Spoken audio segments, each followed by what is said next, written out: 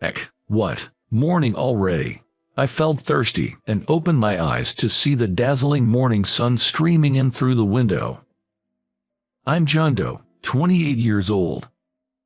Just a regular single guy working at an advertising company. Yesterday, we had a company party. Perhaps I drank too much, I can't remember anything. I managed to wake up my lazy body, which still had some alcohol left in it, and looked around to find my tie and bag carelessly tossed on the floor. Perhaps I had let loose a little too much, being our first party in a while. With a pounding headache from the hangover, I stood there in a daze when suddenly my cell phone rang. The call was from my colleague, Bob. "Hey John, good morning. You okay after last night?" Bob's voice on the other end of the phone sounded like he found something amusing. Maybe I messed up after all. Honestly, I'm a bit dizzy with this hangover. I can't remember anything from last night. Did I do something weird? No way. You don't remember doing all that. As the truth unfolded from Bob's words, my face turned redder by the minute. At last night's party, I met our junior colleague, Emma, after a long time. She was a sweet 24-year-old woman, a junior in the department I used to be a part of. However, for some reason, I had been keeping my distance from her. Apparently, Emma didn't find it amusing, and took this opportunity to approach me. "Don't you think you've been a little cold lately, John? You used to be there for me." That's right. Being a senior in the same department, I often listened to Emma's worries. But she consulted me so often without considering my convenience, it was frankly bothersome. "I'm sorry, but I just switched departments and frankly, I have enough on my plate right now. Plus, you have a boyfriend. He might worry if you're frequently dining alone with another man, don't you think?" Yes. Emma had a boyfriend. Yet, she kept insisting on talking and inviting me to bars and restaurants. I listened to her complaints, and because of our positions, I ended up paying every time. Looking back, I might have been taken advantage of. In the past, however, I was swallowed up by her strong pace and was at her beck and call. Tonight, however, I managed to express my intentions with the help of alcohol. I drank too much due to the tension, and my memory cut off from there. According to Bob, she seemed clearly discontent with my words. "So, you won't listen to me anymore, John?" "That's right. I think it's for the best." Even to an outsider, Emma seemed too persistent. I was getting tired of it. Then she provocatively said, "You refuse smart talks, but you're often out with department head Catherine, aren't you? Isn't that unfair? She's indeed beautiful, but somewhat aloof, and she's 9 years older than me." "Oh, you're not by any chance attracted to Catherine, are you?" "Don't badmouth Catherine." According to Bob, I abruptly cut her off by slamming my beer glass on the table. Emma, who only knew my usual calm demeanor, was taken aback by my sudden change. But the surprise didn't end there. Incredibly, I made a shocking statement at the party. "Yes, that's right. I love my department manager. You just don't know it, Emma. The manager in reality is really cute. Who cares if she's older? Who cares about her position? I love her. I can't stand it. I'm crazy about her." Just saying it was enough to make me blush, but what was really bad was that at that moment, the manager was standing right behind me. She was late to the drinking party because she had errands that day, and she came at the absolute worst possible timing. After that, I drank too much and blacked out, fell on the spot, and Bob somehow got me home by taxi. Listening to the whole story made me despair at my own reckless behavior, but Bob seemed to enjoy it till the end. To be honest, the way you interfered, Emma, ruined the fun atmosphere of the drinking party. Listening to what you, John, said, felt so refreshing. Maybe the manager was happy to receive a once-in-a-lifetime love confession like that. No, there's no way, right? If it's just me embarrassing myself, it would have been fine. But to even get the section chief in trouble is another story. This situation developed, but the trigger goes back 6 months ago. When I was transferred to the advertising department, the manager of the advertising department, Catherine, became my immediate boss. She is 33, 5 years older than me, and single. She has beautiful dark brown glossy hair tied back and beautiful features with cat-like eyes shining in a deep brown color. She stood out even in the office. Not only her work, but also the way she dressed in a suit on her slender figure was dazzling, and she had many fans in the company, regardless of gender. I was glad to be able to work under such an excellent person, but it seemed that she did not have a good impression of me, and actually said this to me. "John, please stop messing up the relationships within the department. Currently, it seems like you're having a relationship with a female employee who has a boyfriend. Apparently, she thinks that I'm having a relationship with Emma." But as I mentioned before, I was just listening to her story. I tried to explain the details, but she said, "That's enough," and cut off my explanation, so the misunderstanding was never cleared up. Actually, I've been approached by many women besides Emma for advice on their problems. I'm not popular with women, I'm just valued as a conversation partner. I myself thought that I might be in this role for the rest of my life, and I was about to give up on romance. The last time I dated a woman was 7 years ago when I was a junior in college.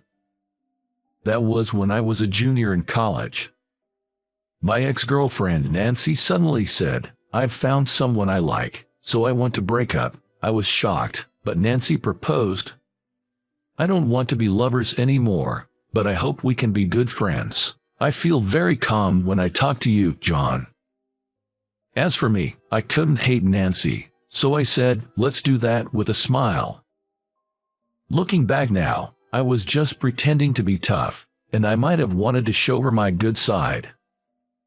I should have just cut off ties with her when we broke up, but because of my false pride, I ended up being manipulated by my ex-girlfriend. Just like now and in the past, I'm always weak to pressure, and for women I'm always just a good guy, and I never become their first choice. That was the pattern. Well, my looks are not what you would call handsome, so it can't be helped. One day, a month after I was assigned to the advertising department, I and the manager were left in the office working overtime in an awkward atmosphere as usual. We had received a request for an art exhibition advertisement from a client, and the two of us were creating flyers for the art exhibition. In addition to the exhibition of famous art prints, there would also be posters and related goods for sale.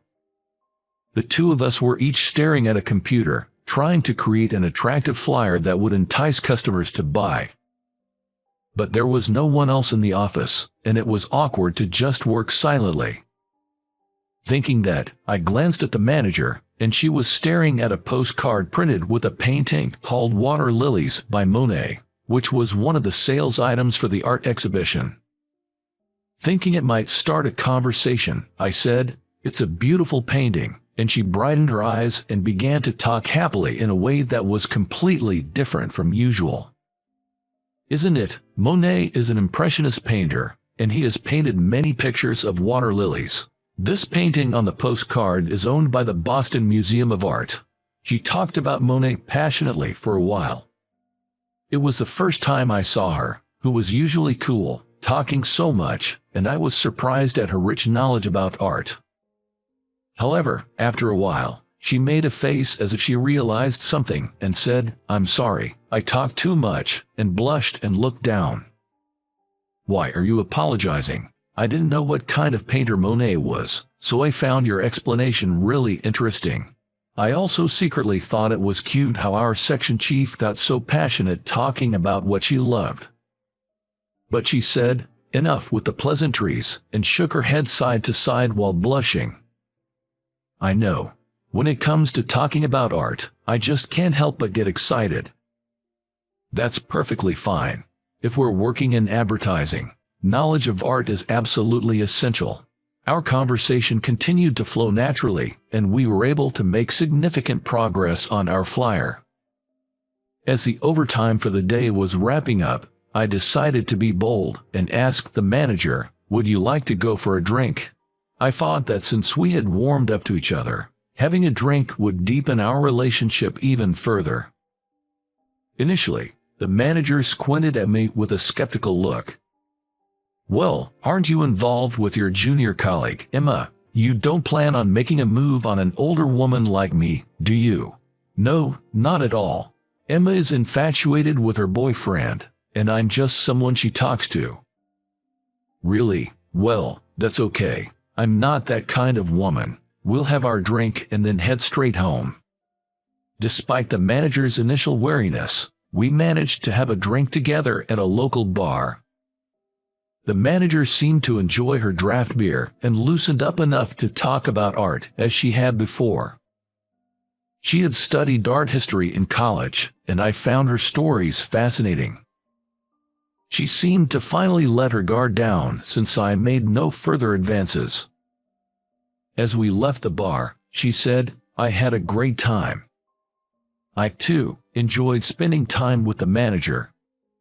From that day forward, the walls between us came down. We were able to work more smoothly while maintaining open communication. Whenever our schedules matched up, we would go for drinks. It became our regular activity. One day, the manager opened up to me. "I misunderstood you, John. I've heard from other employees that you often get consulted by female staff about their problems. I had an unfair prejudice against you, and I've been cold towards you, and I truly regret that." I smiled and said to the deeply apologetic manager, "No worries at all. When someone hears that you're alone with female employees, it's a common assumption. But now, I can understand why Emma feels the way she does. Just talking with you, John, is healing in its own way." The manager shared her past trauma with me. "You know how I get really excited and talk nonstop when it comes to art. My previous partner found that repulsive. He didn't expect me to be so talkative because I appear to be a reserved person. It was a shock when he broke up with me because of that, so I've been trying to keep quiet ever since. Looking back, I've been treating you the same way I was treated. It was wrong of me to form a negative image of you before getting to know you." I never imagined that the manager had such a past. She had been pretending to be someone she wasn't after being rejected for being her true self. I would never do that. That's because I genuinely like the manager, just the way she is. Spending time together, she became someone special to me before I knew it. "Catherine, I think you're incredibly charming just the way you are. We've managed to understand each other like this, so let's let bygones be bygones. Please, I'd love for you to continue sharing about art with me." At my words, Catherine showed a genuinely happy smile. "Because you're such a good listener, John, you also satisfy my frustrations. I've been holding back for so long, so I'm really grateful. But recently, I've been a little worried about you. You've been frequently asked out by Emma, and you're paying for her meals, aren't you? I think it's a bit different if you listen to her concerns once in a while." "You're right. I've been feeling stressed about my relationship with Emma lately, so I think I'm going to distance myself a bit. Until now, I could only find my sense of self-worth by being close to someone. But since meeting Catherine and falling in love, I've come to want to spend my precious time with my special person." That's how I came to the events of last night. Having fallen in love with Catherine, I tried to keep a distance from Emma, but I never thought I would make such a blunder while drunk. I was beating myself up over it, but I decided to apologize to Catherine first, and nervously made a call. Catherine must have been appalled because I went on a drinking spree. Listening to the dial tone, with a bad feeling in my chest, Catherine answered the phone quicker than I expected. "Hello. Catherine, I'm really sorry about yesterday. My thoughtless actions have caused you trouble. I know an apology won't cut it, but please let me get down on my knees." "Whoa, John, calm down. There's no need for you to do that. Just calm down first." As soon as I heard Catherine's voice over the receiver, I blurted out an apology. From the tone of her voice, it didn't seem like she was angry. Instead, Catherine said something unexpected. "I'm actually on my way to your apartment right now. You seemed really drunk yesterday, and I thought your hangover must be rough. I'm coming to check on you. I brought some stuff, so let me in." I hadn't expected Catherine to come to my place. 10 minutes later, the intercom rang, and Catherine had bought not only food, but also mineral water and painkillers. "I'm sorry for making you worry." "No, it's fine. You have always been so good to me. You drank a little too much last night, didn't you? You don't look so good. You should get some rest today." Catherine said that and comforted me with kind words. But the words "you drank too much" stuck in my chest. Probably, she interpreted my words last night as he couldn't help it because he was drunk, and was silently signaling "I don't mind." But I wanted to convey my feelings properly. "Catherine, even though I don't remember anything from yesterday, everything I said at the party is true." Huh. When she heard my words, Catherine looked at me with a surprised face, and I quickly started speaking to change the atmosphere while blushing. "But, of course, I understand if it's impossible. I'm happy just being by your side, Catherine. If we can continue to work together from now on, that's more than enough. So please, forget what I just said." While I was talking, Catherine hugged me tightly. For a moment, I couldn't understand what was happening, but Catherine was crying, saying "I'm happy," with a smile. "I was really happy about what you said yesterday, but I thought I shouldn't take it seriously, so I was acting defensive. I never thought you felt the same way about me, John." "Huh? You like me too?" "Yes, spending time with you, I've grown to like you not as a subordinate, but as a man. But you are so kind, John. I've always told myself not to expect anything from that kindness. I've been so mean, advising you to keep your distance from Emma because I wanted you all to myself. I'm just awful, aren't I?" Tears streamed down her face as I held her. "Like I've said before, I love you just as you are, Catherine. I'm incredibly happy that you feel that way about me." We savored our happiness, holding each other tightly. A year after we confessed our feelings to each other, I invited Catherine into a French restaurant for our first anniversary and proposed to her there. "Marry me," I said, handing her a diamond ring. Catherine beamed with joy. What a romantic proposal. My heart's racing. Because when I confessed my feelings, I was so hammered that I couldn't remember it. I wanted to etch the words of my proposal in my brain. I can see that. I will never forget today, even after decades of being married to you. I know that as long as I'm with her, we'll make many wonderful memories together.